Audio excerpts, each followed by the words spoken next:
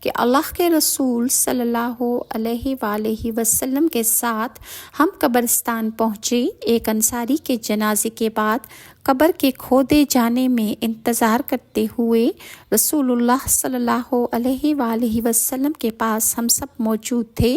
رسول اللہ ایک قبر کے پاس تشریف فرما تھے، ہم سب خاموش تھے۔ اس طرح لگتا تھا کہ جیسے ہمارے سروں پر پرندے ہیں اور اگر ہم نے حرکت کی تو وہ اڑ جائیں گے۔ رسول اللہ کے ہاتھ میں ایک لکڑی تھی جس سے آپ زمین کو ریتنے لگے۔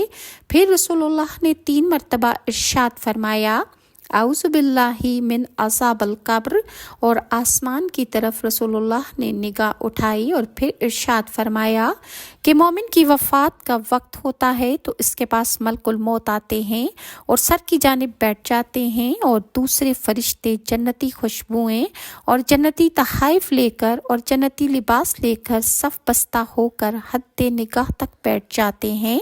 ملک الموت بشارت کی ابتدا کرتے ہیں، ان کے بعد تمام فرشتے بشارت اور اسے خوشخبری سناتے ہیں، تو سب کی روح اس طرح نکلتی ہے جس طرح مشکیزہ سے پانی کے قطرے۔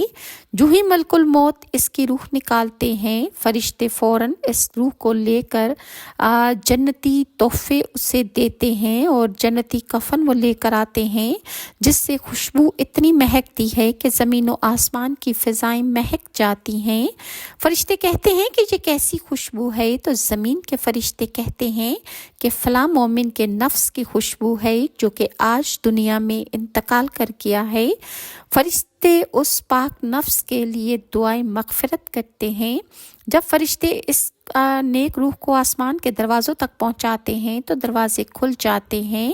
ہر دروازے مشتاق ہوتا ہے کہ روح اس سے داخل ہو، حتیٰ کہ یہ اعمال کے دروازے سے داخل ہوتا ہے اور وہ دروازہ روتا ہے جس دروازے سے گزرتا ہے۔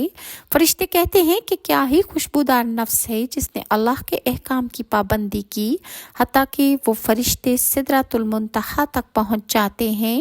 ملک الموت اور وہ فرشتے جو روح قبض کرتے وقت موجود تھے کہتے ہیں کہ یا الہی، ہم نے فلاں بن فلاں کی روح قبض کی۔ اللہ تعالیٰ فرماتا ہے کہ اس کو زمین کی طرف واپس لے جاؤ، کیونکہ میں نے اس کو اسی زمین کی مٹی سے پیدا کیا اور میں اسی کو اسی مٹی میں ملاؤں گا اور پھر دوبارہ میں اس کو اسی مٹی سے اٹھاؤں گا۔